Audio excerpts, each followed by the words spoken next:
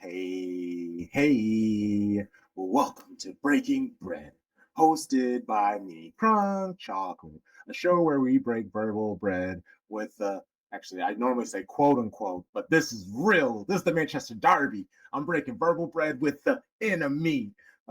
Whenever Manchester City has an upcoming match, I will be here having a conversation with a supporter of City's upcoming opponents. Um, Shout out to everybody watching on YouTube, listening to the audio version. Please hit that subscribe if this is your first time here. Like, welcome. Hello.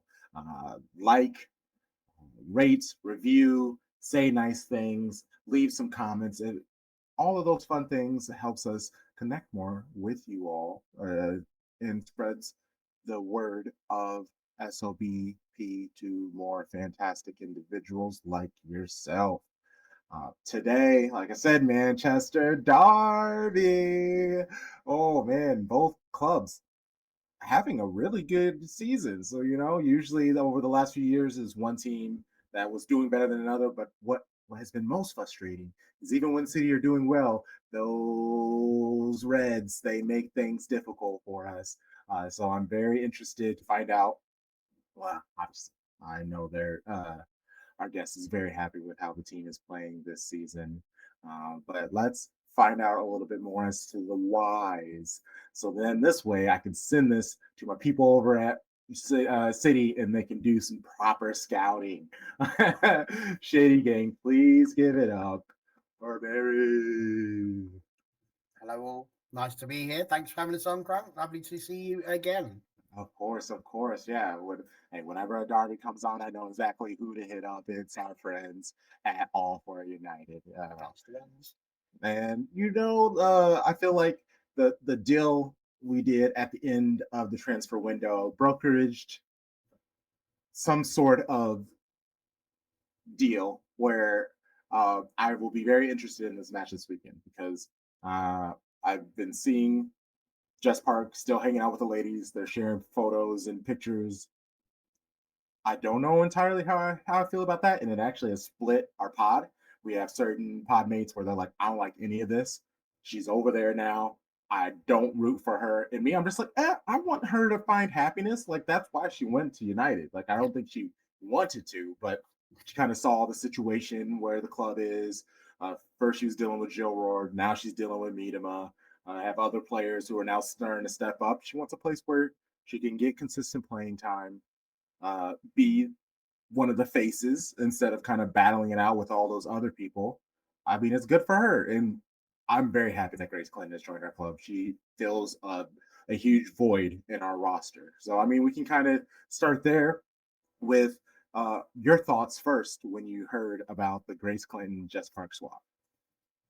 I'm going to be honest with you. We felt that Jess was going to be a good player. We didn't know quite how good we Mm. thought she was going to end up being.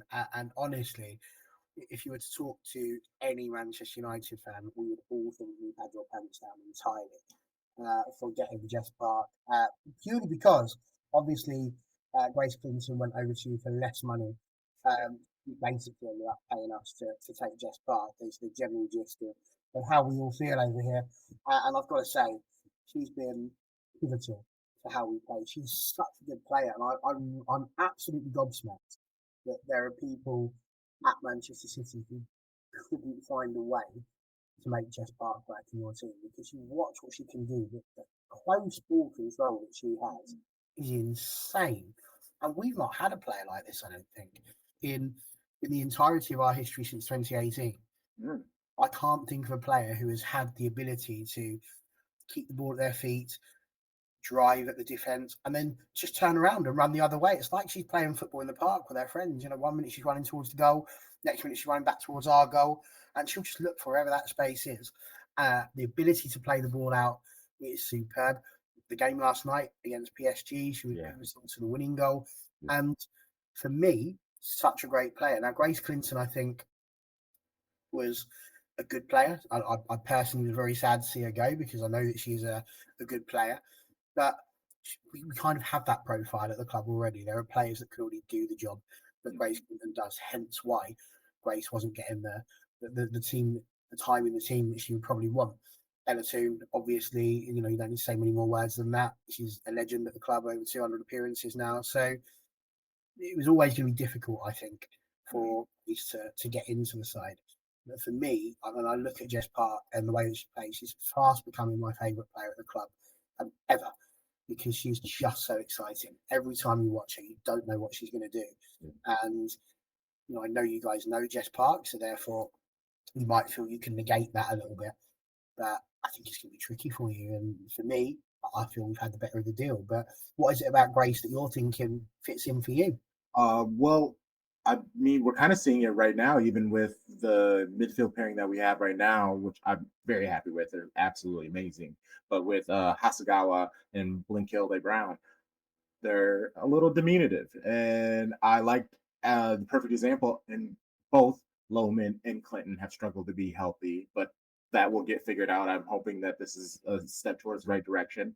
But being able to put, I call them the Bash sisters because it's just like two massive players coming in our midfield to just replace and give a completely not different energy because they both are ball playing. They can be on the ball, but the physicality that they give, Roman on top of it has an eye for goal as well, and has a surprising amount of pace and agility to her for being such a large person. And yeah, just Glenton, I mean, Jeggy, I call him Jeggy. Jeggy is played Clinton out wide, so he sees her talents on the ball as well. She's a younger player as well. I do think that she will be able to hit another level or two, being able to play with such amazing world class pros like Lohman, like Hasagawa, but also with a bunch of younger players who are hungry to establish themselves. So yeah, I'm really happy, and also I'm okay with, well, one, Grace Clinton, absolute Yui Hasegawa was her favorite player. Like she's done many interviews talking about how much she loves Yui. So that in itself is fantastic that she'll be playing with someone she looks up to. But she understands the hierarchy, where I think Jess Park understood the hierarchy, but she didn't like it. Like she thought that she was better than them, and as every player should. Like you have to have that ego, you have to have that confidence in order to hit the heights that you are hoping to. And we loved her on the pod. We called her Spark, you know, because Jess Park Spark, and she really was a spark on the pitch. So it hurt to see her leave. It hurt to see her leave to United, but also I got it. She didn't. She probably didn't even have to move. Like she just had to travel a little bit longer. And who's to say that she didn't already live on that side of town? Like who knows? So yeah, I think it's great. And honestly, the fact that City paid, you know, they gave money away, I like that because then it also kind of lowers the expectation for Grace Clinton. The fact that she's been struggling with injuries, people aren't upset about that because we know that she's going to come in to be a backup to kind of help because their team really isn't that deep.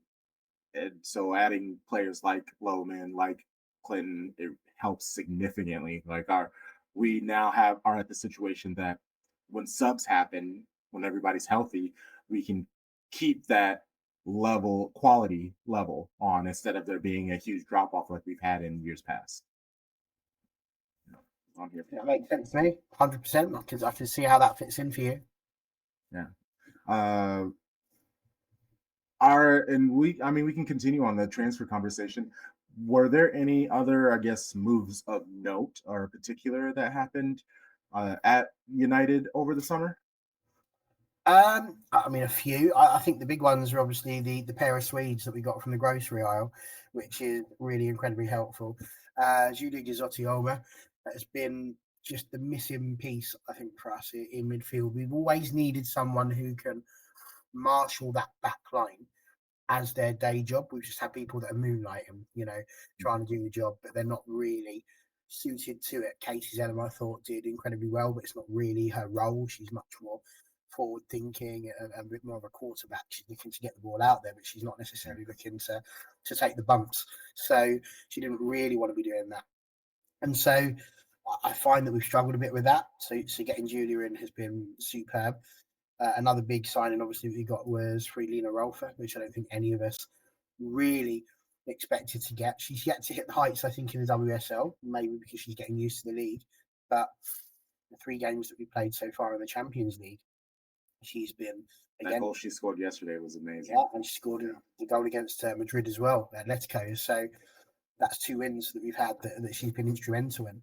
So, you might need to get used to a new league, but the Champions League is just Europe and international football effectively, and she's very well versed in that. So we had no problems whatsoever with getting either of those 2. And I think those 2 plus Jess have really been, for us, the biggest sort of changes that I think we needed. So, there's been a few signings there, but they would be the big ones. Yeah, and mentioned Loman, like we know her talent; she's absolutely amazing. Carolyn, we brought her in the winter, but Jade Rose, I'm very familiar with her just because she's Canada and USA. They play each other somewhat often, and I've had a few people that I reached out to, and I was like, "Hey, can you tell me a little bit more about her?" And they were very happy for us. That's the kind of the easiest way to say it. She came from Harvard, so this is her first time playing on like a major first team, but she's been playing professional football. She was in a couple of Canadian leagues even when she was a teenager, so like it's not new to her. Obviously, from Harvard, a brilliant mind. And what has impressed me the most with her is her speed, her physicality, uh, her willingness to do those things. Uh, she does make an errant pass every now and then, but she's gotten a lot better at that. She's cleaned that up, but she's been able to fill in, playing next to Greenwood, playing next to Kanak, playing next to Gracie Pryor, and she looks like she belongs. Like I would think that she's been at the club for a year or 2. Well, yeah, I love it. Makes sense. Yeah, I think we had some good signings, and I think for you guys as well. I know that we're meant to be the bitter enemies and all that sort of thing, but for you guys to be sat top of the table at the position you're in at the moment, I'm not sure many people would have thought you would have been fine out right at the top, especially when you consider not making the top 3 last year. So, it just goes to show that top 4 is so interchangeable at the moment. And I mean, like, we've all got to club together to try and give Chelsea a bit of a team to here, because it is getting a little bit silly.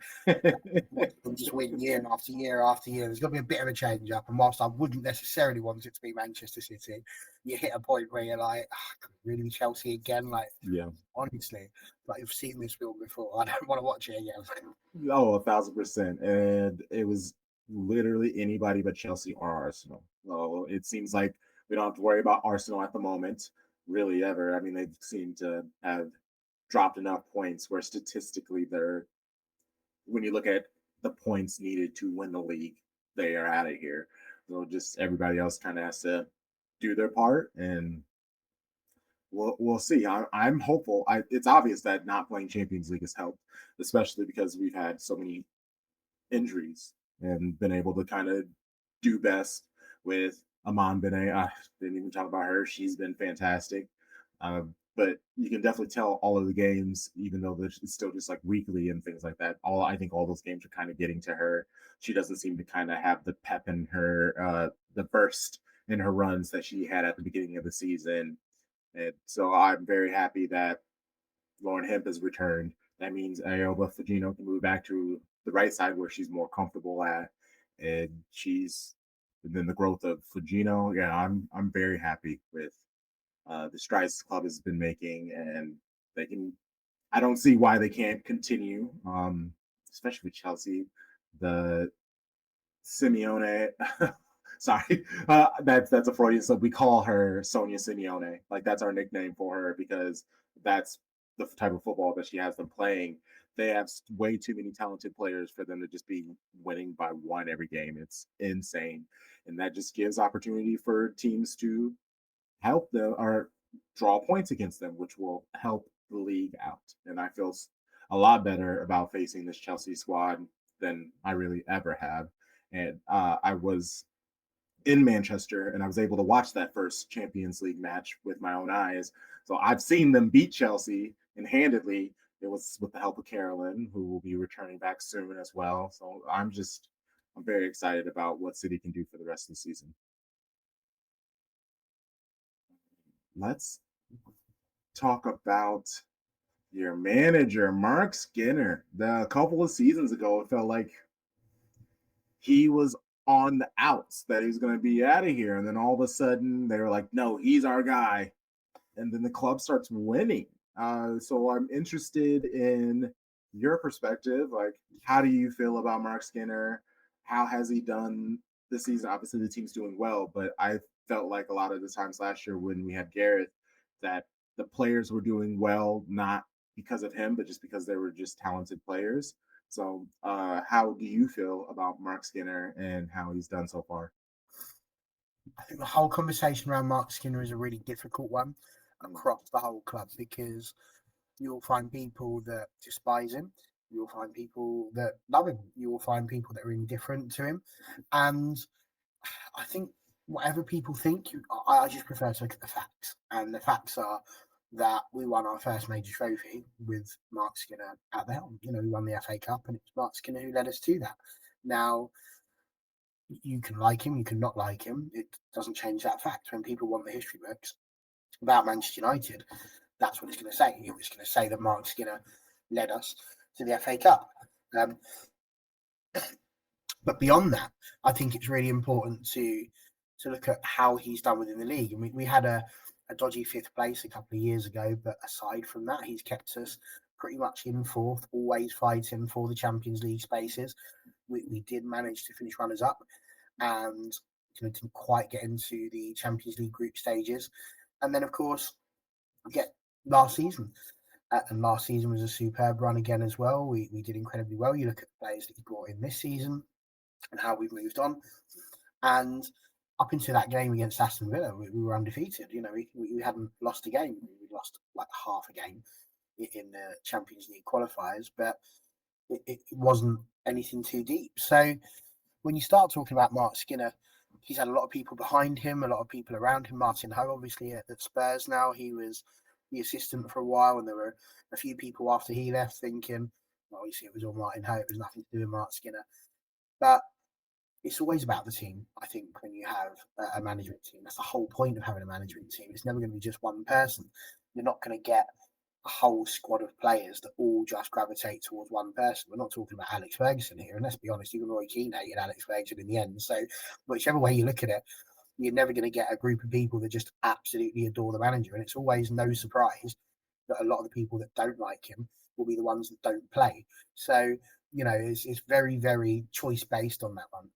So you are going to have players that want to or that will end up liking other staff rather than just the manager.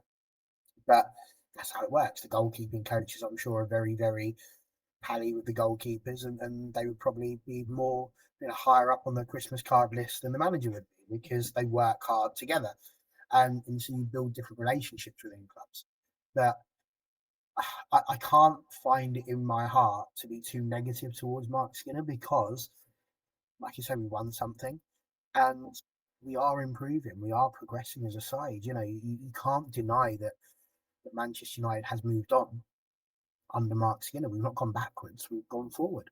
And it may not be at the speed that a lot of people like, but I'm an old man now. I'm 43 years old. I know what football is. I had to sit and wait for Alex Ferguson to get Manchester United into winning ways. That didn't just happen overnight. And I'm not suggesting that Mark Skinner is going to be anywhere near as successful as Alex, but what I am saying is that I'm just used to giving it time. You know, it doesn't happen.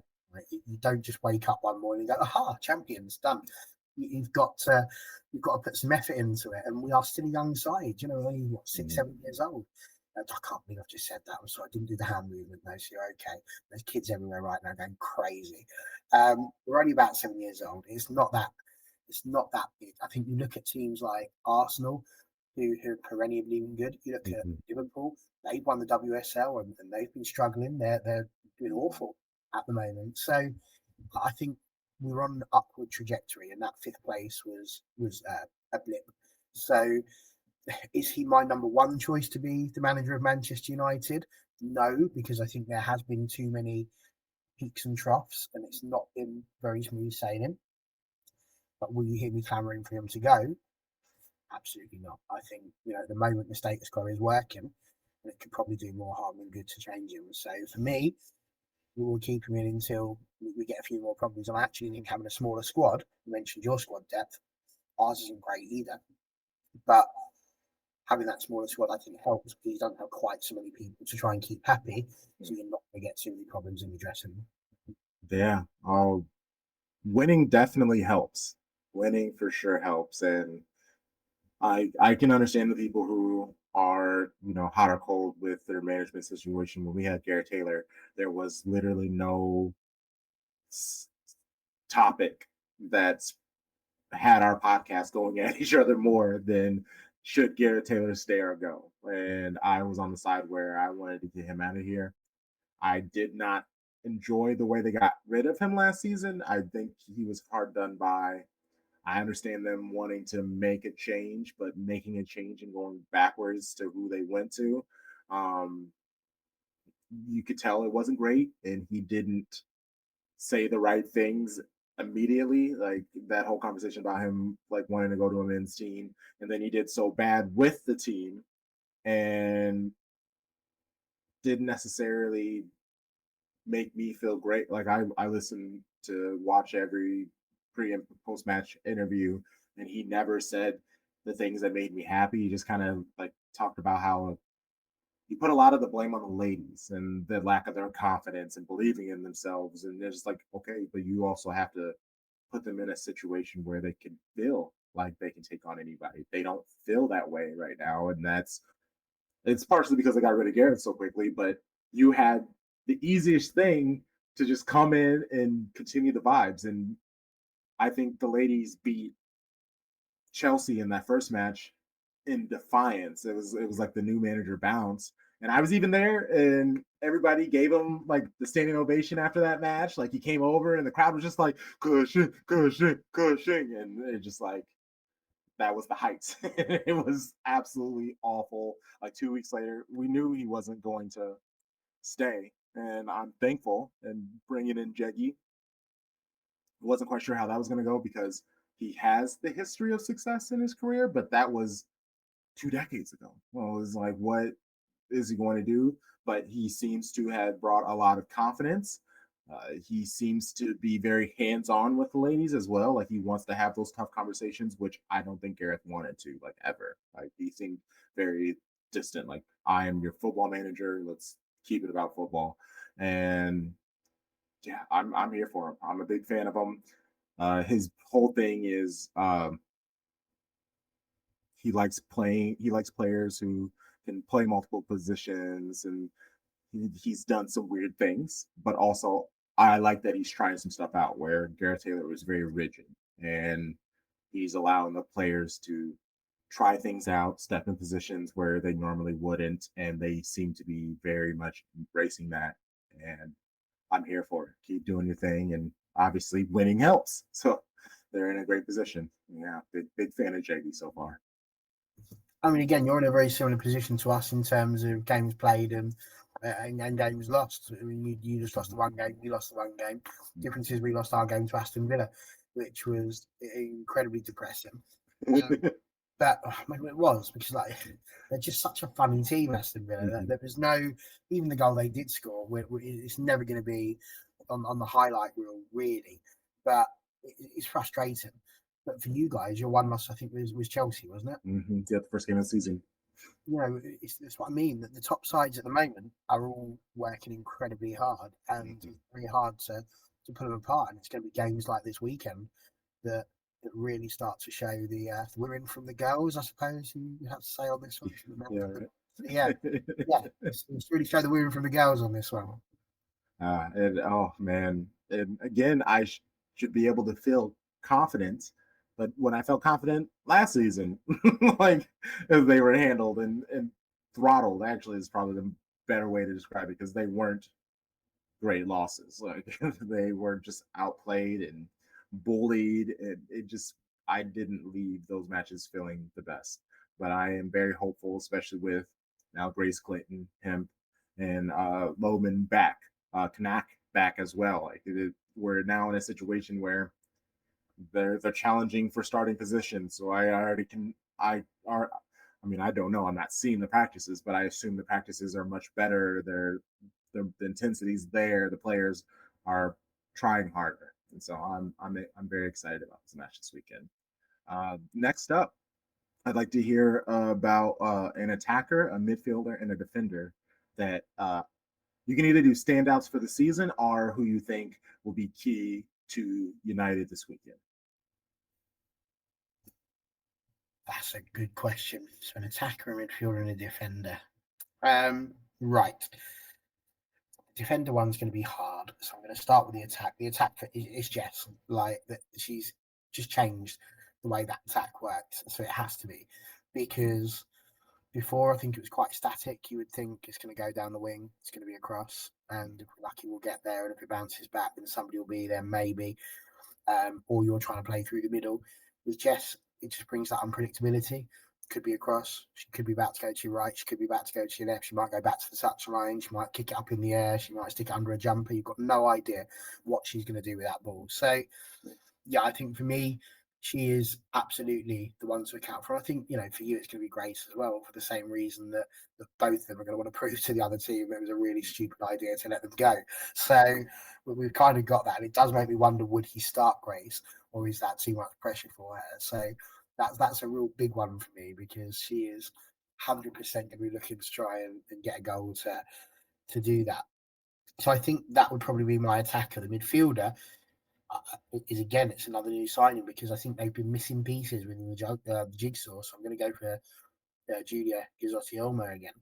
And, her, Ella, and Hinny have done superbly as a midfield trio. They really have just gelled. But again, it's like the reason we were disjointed the season before, that,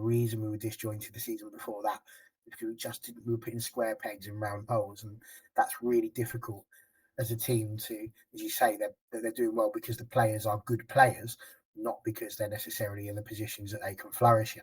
So, yeah, I would probably go Julia for that one. For the defence, it's really tough because I honestly believe we've got the best defence in the league. And some people might look at me and think, well, that's wild. But Fallon Tallis-Joyce has been an absolutely outstanding goalkeeper. She was the most clean sheets last season, I think, shared with Hannah Hampton. But just superb in what she was doing there. And part of that is because of the people that have been in front of her.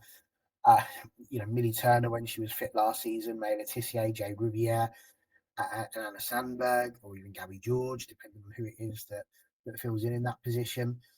But they've done incredibly well, and so to try and pick one of those is like trying to pick your favorite child. You're not really allowed to have a favorite, even though up here you've probably got one. So I would probably pick Fallon if I'm allowed as the defender. Yeah, of course. 5, just because of the confidence I think she instills within the back line, that even if they do make a mistake, she's likely to sort of drag them out of it. Yeah. I do think set piece wise, they're going to need to buck up their ideas. A lot of the goals that you've conceded have been through not dealing with set pieces correctly and allowing people to run into the box and pick up the bits and pieces that are being cleared out. But yeah, I think for me, I would probably go with Fallon. But if I had to choose a defender as opposed to a goalkeeper, it would possibly be Jade, because she has stepped into the right back slot, the on her left, and has been superb again, getting up and down the right hand side. Thankfully, touch wood, she's been pretty much injury free so far this season, and a fit Jade Riviere is just such a card to have in your deck. So for me, those would probably be the ones that I would put out as being the most important and the most necessary, the most likely to start if we're going to have any chance of putting the second loss in your loss column as opposed to the way around. Yeah, PTJ is American, so obviously I'm very familiar with her. When she went to United, that was a move where I was like, okay. I was enjoying it when Ratcliffe wasn't aware of who your captains were. Like you could tell that that was a move that said the team was starting to take themselves seriously, and I hated that. And yeah, she's been amazing. Some of the saves that she's been able to make, it's been incredibly frustrating. Like I feel like City could have won some of those games last season, but there were just amazing saves that she makes, and like you said, commands the presence, the aura, all of those things she just has in spades. And yeah, very frustrating. For my end, I think it's for Ford, it's going to be Lauren Hemp. Her return when she came and she played like 30 minutes and she had her first touch was a 40-yard dash with the ball and then put a ball right to Medina, who should have just knocked in the goal, but she sprayed it away. And then did the same thing a moment later for Bunny. She should have had 2 assists in that match. Like for her to be able to return, and it doesn't seem like she took a major time off. And I know how much she hates not playing. Like that was one of the things that Jeggy was talking about right before she got injured. He was like, "Yeah, that time off that she had last year, she felt the pressure because, or that she wanted to play, and she was told a certain amount of time, and it just kept getting pushed." And she even said the same thing in an interview that she just kind of felt like she was failing the team, and it messed with her mental. So I know she wants to get in, and then also just Bunny Shaw, her and him, the assists and goals that they so create for each other, absolutely amazing. Midfield is Hasagawa. She's been able to attack more. She hasn't had to focus so much on the defense, and that has had like mixed situations with her. Like I'm never going to question how amazing she is. She's absolutely fantastic, like one of the best midfielders in the league. But because Bullet is handling a lot of the defensive end, she doesn't have to like be on the ball as much and create as much. But then she's able to move forward. But we have Bunny and Fujino and Midama, all these other players who will get the ball first. She kind of is just floating at moments. And Everton were almost really able to make her invisible. And I don't think I've really ever experienced that with her at a match before. So it was very weird that seeing her struggle. And then defensively, honestly, it's going to be Wahhabi because in our defensive line, she kind of has been a weak link. And like for when it comes to the attack, she's fantastic. She's done a lot better, but she gets so far up the pitch that when we lose the ball, she has no chance of ever getting back off that pitch. And so I just am terrified that if City end up losing the ball in this game this weekend, you're going to have a goal scoring opportunity on that right side, specifically if you lose that ball. Like, and that's what scares me so much, so much, so much. Yeah, we'll keep it moving to.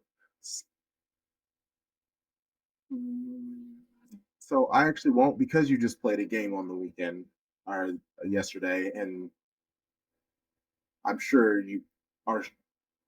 I know they don't twist it any much, but we're also going to be doing this starting 11. So we'll go combine starting 11. So we'll talk starting 11s anyway. So we'll keep it moving to how do you see this match playing out? And if you do that, I have some people who like refuse to do score predictions. So if you may give us a score prediction. Well, how do I see it going out? It's going to be incredibly tricky. Honestly, Fallon wasn't in our lineup last night against PSG. So Safia Middleton Patel, Welsh international, went into the goal. Got no idea. We've not heard. We knew it was an injury, but we don't know what the injury was and how long that's going to keep her out for. So there's a debate as to who's going to be in goal, and I think that is probably the biggest change that may be coming our way, because if she's not well enough to play, it's only a few days afterwards. You would imagine if it's taken her out of Wednesday, you would think it's probably got to take her out of Saturday too. So I think it's going to be a difficult one in goal. So I don't quite know what will happen there. And that, of course, then changes the dynamic slightly, because your defence, which may not need to protect Alan quite so much, does need to protect a young goalkeeper. She's a very good goalkeeper, but she's new. She's inexperienced in terms of WSL. So that's someone who will need a little bit of encouragement, a little bit of coverage. We'll obviously have Dominic Anderson back because she missed out against PSG for suspension. So the back four should be quite good. But with that in mind, that would obviously open it up for like Bunny Shaw. And this is the thing, you've got some great players. I mean, Iman Benet is just an excellent signing. She has superb Euros and she really introduced herself to the world there. So your attack is more than capable of, giving us a bit of a bloody nose if we're not at the races defensively. But the joy is, I mean, you talk about us going down your right-hand side, that's where Jess Park plays. So, if you're going to sit there and talk about one defence potentially being shaky, if that's a hole that you guys have got, United are more than capable of exploiting that one that you've got too. So it's one of those games that's got everything going for it, to the point where you would think this should be one of the games of the season. You could potentially see 4, 5, 6 goals in it because the two top goal scorers in the league are obviously Bunny for you and Mel for us, and so you'd imagine there's going to be chances for those guys to score as well. But all of that says it's going to be 0-0, doesn't it? Because it's just one of those horrible things. It's all built up, and we've all seen it. It goes on Sky, and you're like, oh man, that was nowhere near as good as I thought it was going to be. But I do think the WSL produces. So before I left our last show on All for United, I just had to give them a score, and I was in the middle of a coughing fit, so I just had to say something. So I think I said 3-1 United, but that was on the United channel. So I didn't really think it through. I only had 30 seconds to go, what shall I say for that? So I went for it. So I'm thinking a bit more about this. I'm going to be one of those people who says it's going to be 2-1, but I'm not sure who to. I think it depends on which defence is the strongest. And that's what it's going to come down to, because I think both attacks have got the ability to put the ball in the back of the net. So I don't really envisage it being more than a 1 or 2 goal win. I think it will be incredibly tight. Both sides will be fighting for it. As we say, City have worked incredibly hard to get the wins they've had, but we've also got a point to prove, having just lost to Aston Villa. So, I think they'll be keen to try and right that wrong, so to speak. But equally, will that match be playing on them? If we don't have Fallon, will that play on their minds? And Mark Skinner has been a bit of a rotational maestro at the moment, because he keeps doing changes which we don't necessarily always expect. So, yeah, I will go to Man United because I'm a Man United fan, and it feels wrong to say anything else. But I think the pendulum could swing either way, depending on how firm those defences are. So Mark Skinner confirmed that Thomas Joyce suffered a facial injury during the match, but it's not concussion related, and she's okay. She could have played yesterday, but they decided to go against it. So it really is a 50-50 this weekend on whether she will play or not. And I'm not going to lie, if like, yes, your backup played very well yesterday, but I will feel a lot better seeing her in goal as compared to Fallon. So that, honestly, I'm with you with the 2-1. It could go either way. I do think him returning is a big deal. Bunny was able to score. She's very much been on a dry run lately. She worked very hard for that goal. She had multiple opportunities where she should have scored and she just didn't. I'm hoping that, but also after the match, she came out and said that she had a very close family member of hers pass away. Not to mention what has been going on with Jamaica with the storm. I know there's a lot weighing on her. She hasn't even signed her contract extension. There's a lot going on with her at this moment that I'm sure she's dealing with. This is the perfect type of match to kind of get her out of that. I would love to see a brace, a hat trick out of her, like a statement like this, because she really hasn't had a statement this season, like a statement performance. And this is the exact moment for that. Him coming back is going to be big. Rebecca Canuck, the goal that Everton scored on us, she just watched the ball fly over her head. You can tell that she's not 90 minutes ready, and she was subbed off. I'm hoping that she's in a little better shape. I expect it's going to be Kanak and Rose side by side. I don't hate that, but I am a little worried because yeah, her and Wahhabi, that's a lack of pace that worries me a little bit compared to the right side where that's where all the pace is. The hemp is fantastic at tracking back and helping defensively. I'm sure that'll null it out. Yeah, I can see one goal either way, but also I really surprised. It's at the Joy. I know that the fan base are going to be there killing it. So it also wouldn't surprise me if we end up winning by like 2 or 3. It's just I don't have the confidence because of last season. I would love to have the confidence and be like, yeah, we're going to win 3-1, but I just don't got it. Mhm. I mean, we've gone up against Chelsea. We drew with them. Obviously, you went up against Chelsea. You lost to them. Went up against Arsenal. We've drawn with them. It's going to be really tough. I think whichever way we look at it, it's not necessarily a must-win game for either side, but it's definitely a must-not-lose. Yeah. Because, especially for us, we were in a horrible position at the weekend where Arsenal, obviously, if they hadn't have equalised against Chelsea, they were like 8 points clear of them, they were 5 points clear of us. And you start looking at that and you think, oh my God, that's like trying to climb Kilimanjaro. That's not going to happen. So, yeah, I think whichever way we go, it's just one of those where, and that is why I'm hesitant as to how many goals will be scored, because I do think there is the chance that both managers potentially pack the defence a bit more than the attack in the hope that they just nullify what the other team's going to do. So yeah, I think it will be a case of possibly just taking advantage of mistakes rather than this or individual brilliance, rather than it being one side having too much of the ball or too much of the possession. That's fair. Well, Shady Gang, I hope you enjoyed yourselves. And, for the United fan who came over and watched this, I hope you did too. I just hope you don't find too much joy this weekend.